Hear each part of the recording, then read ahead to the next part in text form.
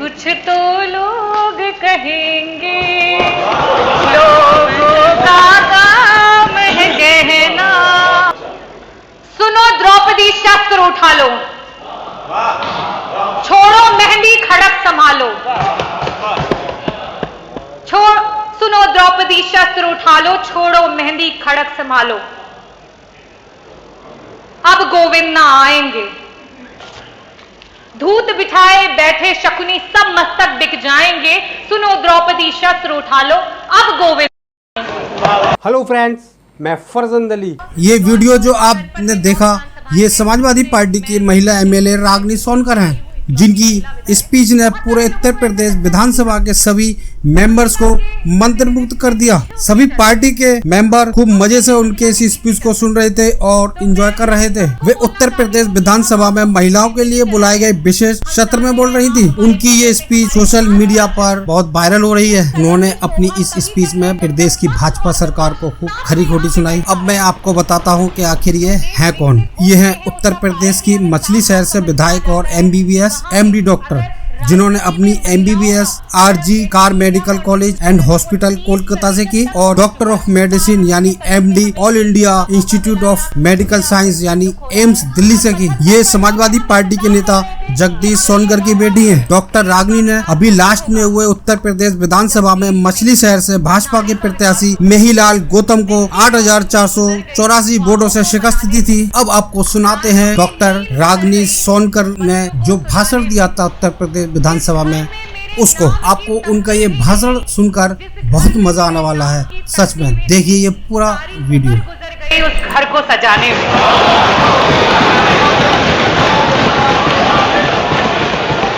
आदरणीय अध्यक्ष महोदय, आज आजादी के 75 वर्षों में पहली बार देश की सबसे बड़ी सदन उत्तर प्रदेश की सदन में सिर्फ और सिर्फ महिला विधायकों को बोलने का आपने अवसर दिया। मैं उसके लिए आपको हृदय से धन्यवाद करती हूं। मैं धन्यवाद करना चाहूंगी समाजवादी पार्टी के राष्ट्रीय अध्यक्ष श्री अखिलेश यादव जी का, आदरणीय डिंपल भाभी का, जिनकी प्रोग्रेसिव सोच के कारण आज विपक्ष में होने के बावजूद भी अगर हम रेशियो निकाल लें तो जो महिला जनप्रतिनिधि हैं उनका रेशियो पक्ष के समान है। मैं धन्यवाद करना चाहूंगी हमारी समाजवादी पार्टी की सोच को, जो सोच कहती है कि नेतृत्व का कोई जेंडर नहीं होता, नेतृत्व का होता है एक विचार, एक सोच, एक विचारधारा जिससे आप लोगों को खुद से जोड़ते हैं। राम मनोहर लोहिया जी ने कहा था, देश का विकास तभी होगा जब देश में नारी का विकास होगा। जब नारी विकास करेगी तभी देश का विकास होगा।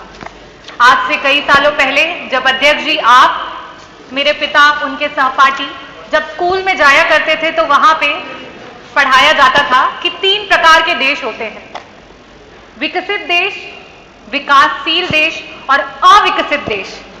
और तब वो अपने अभिभावकों से पूछते थे कि हमारा देश विकासशील की श्रेणी में आता है, ये कब तक विकसित हो जाएगा? तो उन्हें कहा जाता था कुछ नहीं, आज से 8-10 सालों में हमारा देश विकसित हो जाएगा। अध्यक्ष जी आपके बाद हमने भी स्कूल की पढ़ाई की, हमने भी स्कूल जाना शुरू किया और हमें भी वही पढ़ाया गया और हमने भी जब ये पूछा सवाल तो हमें भी वही उत्तर मिला। आज एक नई जनरेशन स्कूल जाने को तैयार है, लेकिन आज ये देश अपना जवाब नहीं बदल पाया है। क्या हमने कभी इस बात पे मंथन किया है? आज ये जो स्पेशल सेशन बुलाया गया है, ये सत्र ही उसका जवाब है कि आज जो हम 403 विधायकों में सिर्फ और सिर्फ 47 महिला विधायक हैं, वो उसका जवाब है कि जिसकी वजह से आज हमारा देश विकासशील से विकसित देश नहीं हो पाया है। मैं आज बताना चाहती हूं कि अगर हम देश में देखें कि महिलाओं का राजनीति में नेतृत्व के परसेंटेज को निकालें तो सिर्फ और सिर्फ 9% महिलाएं हैं जो पूरे देश में जनप्रतिनिधि के रूप में अपना नेतृत्व कर रही हैं। और इस आंकड़े को अगर हम किसी भी डेवलप कंट्री से कंपेयर करें तो वहां पे जो देश विकसित हो चुके हैं उसका कारण भी हमें साफ साफ समझ में आ जाता है कि वहां पे अगर राजनीति में महिलाओं का अगर हम देखें कि क्या कंट्रीब्यूशन है तो वो 30% तक पहुंच चुका है। और हमें भी अब इस पे विचार करना जरूरी है और इस सदन के माध्यम से मैं आग्रह करना चाहूंगी कि महिलाओं को हर क्षेत्र में आरक्षण देने की जिम्मेदारी इस सरकार को उठानी चाहिए, इस प्रदेश को उठानी चाहिए और इस देश को उठानी चाहिए।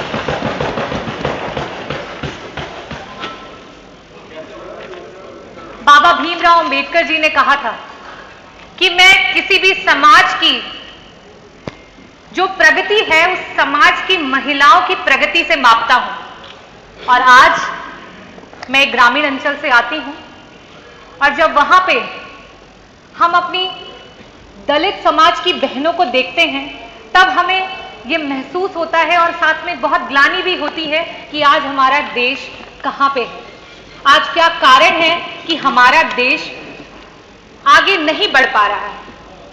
चाहे राजनीतिक क्षेत्र हो या सामाजिक क्षेत्र हो, चाहे एक मां हो या बहन हो या पत्नी हो या बेटी हो, अधिकांश जगह में भारत देश में हमें निर्णय लेने की आजादी नहीं है। आज जब महिलाएं राजनीति में आना चाहती हैं तो कई प्रकार की कठिनाइयों का सामना करना पड़ता है और उस पर एक छोटा सा शेर है जो मैं बोलना चाहूंगी। कौन बदन से आगे देखे औरत को, सबकी आंखें गिरवी हैं इसी नगरी में।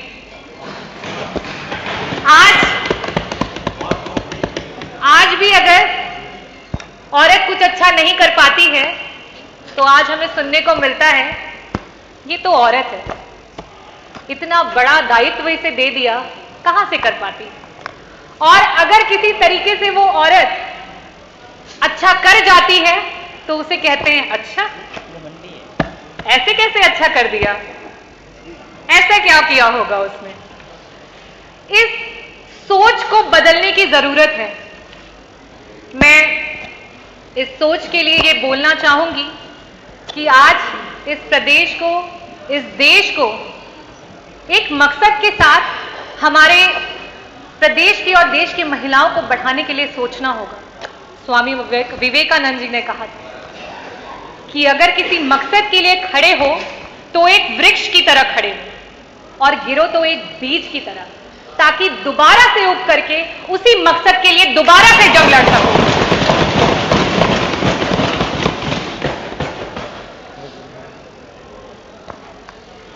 मैं अध्यक्ष जी आपसे कहना चाहती हूं, हमें स्पेशल अपॉर्चुनिटीज, स्पेशल सेशंस नहीं चाहिए। आज 5 दिन के सत्र में एक दिन सिर्फ और सिर्फ महिला विधायकों को मिला है। कई सारे लोग होंगे जिन्हें दुख हो रहा होगा, कई सारे लोग हो रहे होंगे जिनको आपत्ति हो रही होगी, लेकिन मैं ये कहना चाहती हूं कि आज 5 दिन के सदन में हमें एक दिन का मौका मिला है। आप सोचिए, आपको इससे दुख हो रहा है और 75 वर्षों से हम इंतजार कर रहे थे कि हमें ये मौका मिले। 75 वर्षों से हम इंतजार कर रहे हैं। आज भी उत्तर प्रदेश के अलावा बाकी सदन में जहां जहां ये आवाज जाएगी, मुझे लगता है अध्यक्ष जी वहां पर भी इसको शुरू किया जाएगा और इसके लिए मैं तहे दिल से आपको धन्यवाद करना चाहूंगी, अपने राष्ट्रीय अध्यक्ष जी को धन्यवाद करना चाहूंगी। और मैं ये भी कहना चाहती हूं, जब सदन में महिलाओं को बराबर का हक मिलेगा तभी जाकर के जनपद में जो बैठे हुए अधिकारी हैं वो भी हमें सीरियसली लेंगे। मैं आपको एक घटना बताना चाहती हूं। मछली शहर विधानसभा, जौनपुर जनपद में 9 विधानसभाएं हैं, उसमें से मैं मछली शहर से विधायक चुन करके आई हूं, इकलौती महिला विधायक। और मेरे यहाँ की जो रोडों की स्थिति है वो बहुत ही खराब है। मैंने पिछले सदन में भी उन बातों को उठाया था और बड़ी मुश्किल से एक रोड है जो स्वीकृत होकर बननी शुरू हुई। जब वो रोड बनी तो उस पे जब शील पट लगा तो उस पे हमारे जो नेबर के हमारे पड़ोसी विधायक हैं उनका नाम लिख करके आ गया। तो आज अधिकारियों की भी ये सोच है कि अरे ये तो महिला है, ये क्या कर लेगी, और ऊपर से ये विपक्ष की महिला है तो ये क्या कर लेगी। हमें इसको बदलना होगा, हमें इसे बदलना होगा। मैं सरकार से अनुरोध करूंगी कि इस तरीके की सोच पे अंकुश लगाया जाए। साथ ही साथ मैं अपनी महिलाओं को भी कहना चाहूंगी कि ये वक्त आ गया है कि हमें आगे बढ़ना होगा, हमें देश का प्रतिनिधि बनना होगा, हमें आगे बढ़ करके देश को तरक्की के रास्ते पे लेके जाना होगा। अब हमें ये नहीं सोचना है कि लोग क्या कहेंगे और समाज क्या कहेगा, क्योंकि कुछ तो लोग कहेंगे, लोगों का काम है कहना, पर अब हमको चुप नहीं रहना। मैं एक ग्रामीण अंचल से आती हूँ। मैं आज जो मुझे मौका मिला है उसके माध्यम से अपने विधानसभा की सारी मेरी माताओं और बहनों को दिल से धन्यवाद करती हूँ कि उन्होंने मुझ पे इतना भरोसा जताया और मुझे जिता करके यहाँ पे भेजा। मैं साथ ही साथ ये भी बोलना चाहती हूँ कि आज हम भारतीय बड़े आधुनिक बनते हैं, हर बात पे बड़ी बेबाकी से चर्चा करते हैं, लेकिन जब बात आती है महिला के सशक्तिकरण की तो ना जाने हम क्यों चुप्पी साध लेते हैं। हम क्यों भूल जाते हैं कि भारत की आजादी में महिलाओं का बलिदान कहीं से कम नहीं था, चाहे वो रानी लक्ष्मी बाई रही हो, चाहे वो झलकारी देवी रही हो, चाहे महारानी अहिल्याबाई होलकर रही हो, चाहे ज्योतिबा फूले जी रही हो, और साथ ही साथ चाहे वो मातंगी देवी रही हो जिन्होंने वंदे मातरम कहते कहते अपने प्राणों की आहुति दे दी, चाहे वो कनकलता रही हो जिन्होंने 17 साल की उम्र में हाथ में राष्ट्रीय ध्वज को लिए वीर गति को प्राप्त हो गई हो। हमें उन बातों को नहीं भूलना चाहिए और शायद इन्हीं बातों को भूलने की वजह से आज महिलाएं पीछे छूटती चली जा रही हैं। मैं आज इस सदन के माध्यम से ये कहना चाहती हूं, मैं ग्रामीण अंचल से आती हूं और वहां पे मैंने कई बार सुना है, तो मैंने कहा कि यहां से एक मैसेज देना बहुत जरूरी है। बहुत सारे लोगों को ऐसा लगता है कि हम महिला के प्रतिनिधित्व में पीछे उसके चल रहे हैं। हम कैसे महिला के पीछे चल सकते हैं? तो मैं उन सबको बोलना चाहती हूं कि हम आपको पीछे नहीं चला रहे हैं, हम चाहते हैं आप हमारे बगल में हमारे साथ साथ चलें। अल्बर्ट कामू ने कहा था, I don't want you to lead me, I don't want you to walk behind me, I want you to walk by my side. और यही हमारी सोच है और मैं मानती हूं कि इस सदन में बैठी सारी जितनी भी महिला जनप्रतिनिधि हैं उनकी भी यही सोच है। मैं धन्यवाद करना चाहूंगी आदरणीय मुख्यमंत्री जी को कि जिस दिन मॉनसून का पहला सत्र था उस दिन हमें अंदर नहीं आने दिया। मैं पूछना चाहूंगी हमारी पक्ष के विधायकगण से, दिल पे हाथ रख के बताइए, क्या आपको अच्छा लग रहा था यहाँ की सारी सीटें खाली थी? इस सदन की शोभा तभी तक है जब तक पक्ष और विपक्ष साथ में यहाँ पे बैठता है। जब तक पक्ष और विपक्ष साथ में बैठता है तभी तक हमारा लोकतंत्र मजबूत है, और जिस दिन यहां से विपक्ष हट जाएगा उस दिन लोकतंत्र की धज्जियां उड़ जाएंगी। और उसी प्रकार से मैं कहना चाहूंगी, रोका गया है। रजनी जी, अरे आप बोलें। मैं माननीय मंत्री जी को बताना चाहती हूँ। नहीं, कोई जवाब, मैं उनको मना कर दूं, आप अपनी बात जी।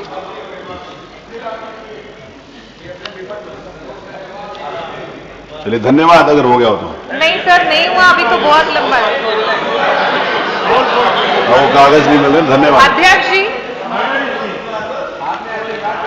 नहीं, कागज नहीं मिल रहा, इसी को बोल रहा। मुख्यमंत्री जी को धन्यवाद कर रही थी कि जैसे कि हमें आने नहीं दिया, तो उस दिन यहाँ पे आपके पॉलिसीज की पर्चियां बट रही थी, तो मैं बहुत बहुत धन्यवाद प्रकट करना चाहूंगी कि वो पॉलिसीज की पर्चियां हमें भी मिली। तो मैं उसके बारे में बताना चाहती हूं।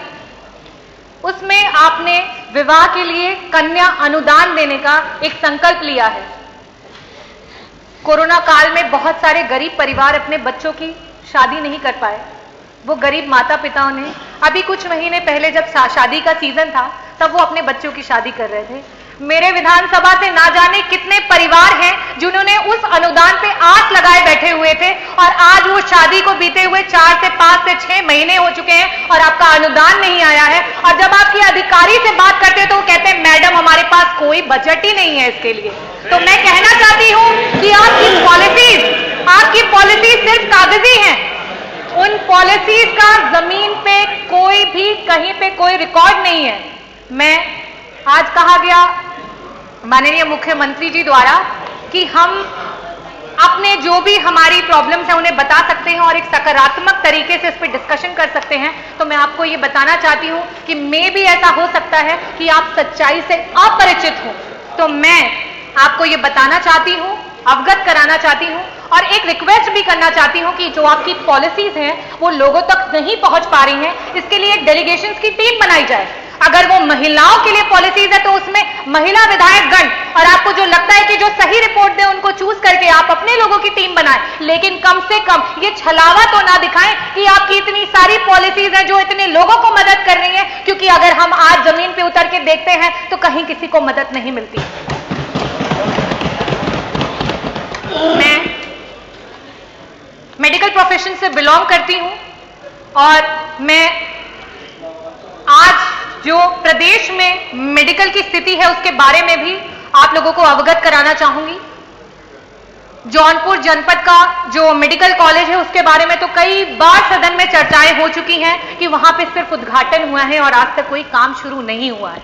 लेकिन साथ ही साथ मैं ये बताना चाहती हूं कि आपकी एक दूसरी पॉलिसी है जिसमें गंभीर बीमारियों में लोग मदद की आस लगा करके रखते हैं।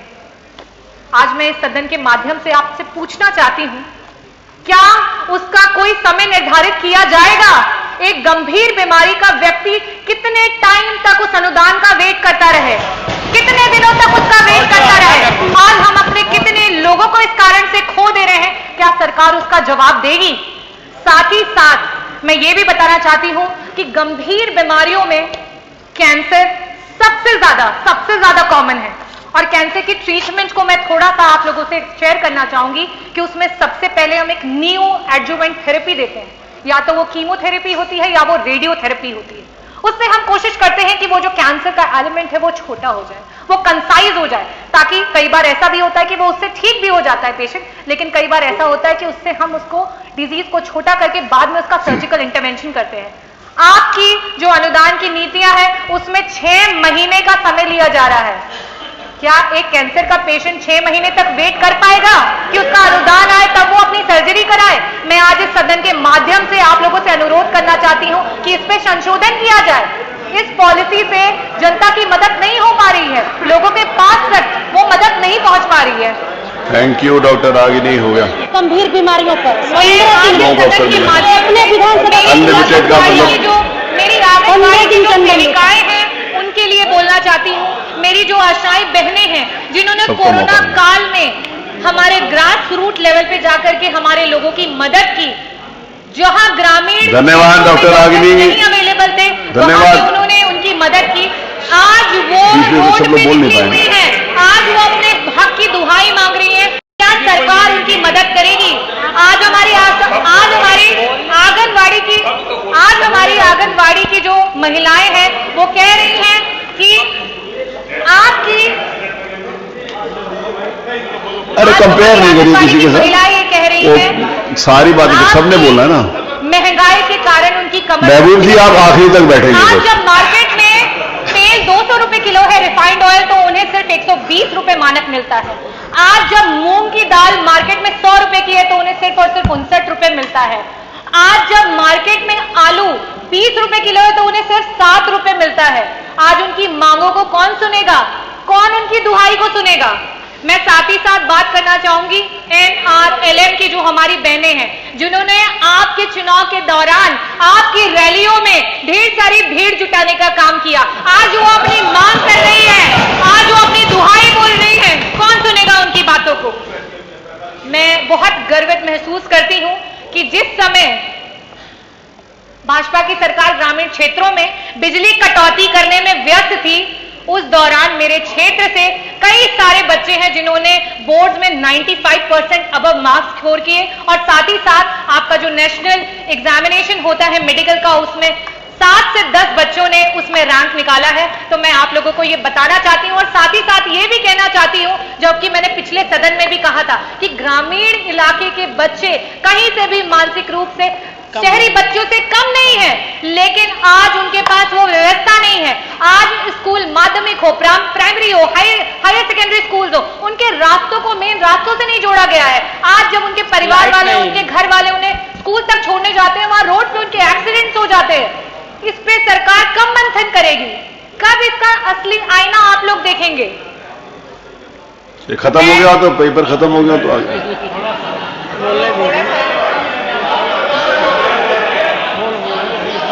मैं साथ ही साथ बोलना चाहूंगी, ये जीरो टॉलरेंस की सरकार है और आदरणीय हमारे मंत्री जी, सांसदीय कार्य मंत्री जी ने कहा था कि जीरो टॉलरेंस की डेफिनेशन ये नहीं है कि कोई अपराध नहीं होंगे। जीरो टॉलरेंस की डेफिनेशन ये है कि सरकार अगर इस तरीके की चीजें होती हैं तो उस पर तुरंत और सख्त कार्रवाई करेगी। लेकिन आज जो मैंने 56 में मांग उठाई उसमें एफआईआर नहीं हुआ और इस तरीके की बहुत सारी केसेस हैं जिसमें महिलाओं को रात रात भर थाने पे बिठा के रखते हैं और उनकी कोई एफआईआर नहीं लिखी जाती है, कोई मांग को नहीं सुना जाता है। उस पर सरकार कब मंथन करेगी और कब ऐसे लोगों के अगेंस्ट में एक्शंस लिए जाएंगे? साथ ही साथ मैं ये भी कहना चाहती हूं कि शायद आप लोगों को ना पता चल पा रहा हो और फिर से आप सच्चाई से अनजान हो, तो आज थानों पे सिर्फ और सिर्फ वसूली भाई बैठे हैं और रक्षक भक्षक बने हुए हैं। कृपया करके इसका भी निवारण निकाल दें तो मैं बहुत बहुत आभारी रहूंगी आपकी। Thank you. मैं लास्ट में अपने देश की महिलाओं के लिए कुछ चंद लाइनें बोलना चाहूंगी। आप देंगे, वो दे रही है सुझाव, या आप देंगे सुझाव? मैं अपनी देश की महिलाओं के लिए और अपने प्रदेश की महिलाओं के लिए बोलना चाहूंगी। सुनो द्रौपदी शस्त्र उठा लो, छोड़ो मेहंदी खड़क संभालो। सुनो द्रौपदी शस्त्र उठा लो, छोड़ो मेहंदी खड़क संभालो। अब गोविंद ना आएंगे, धूत बिठाए बैठे शकुनी सब मस्तक बिक जाएंगे। सुनो द्रौपदी शस्त्र उठा लो, अब गोविंद।